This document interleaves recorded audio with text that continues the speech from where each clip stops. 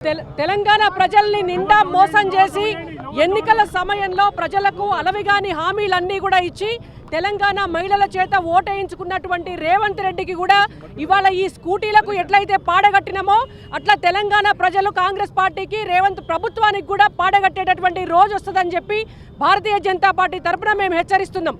ఎన్నికల సమయంలో ప్రతి మహిళకు కూడా 2500 రూపాయలు ఇస్తామని చెప్పి అధికారంలోకి వచ్చి ప్రజల్ని మహిళల్ని మోసం చేసినటువంటి పార్టీ కాంగ్రెస్ పార్టీ. ప్రతి కాలేజీకి పోయేటటువంటి మహిళకు కూడా ఓ స్కూటీ ఇస్తామని చెప్పి కాలేజీ పిల్లల్ని మోసం చేసినటువంటి పార్టీ కాంగ్రెస్ పార్టీ.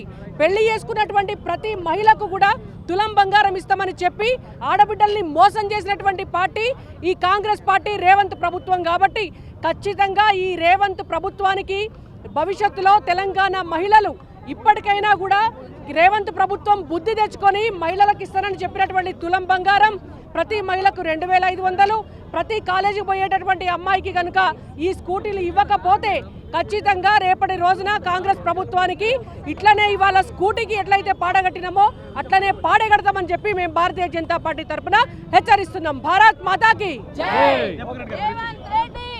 ఈరోజు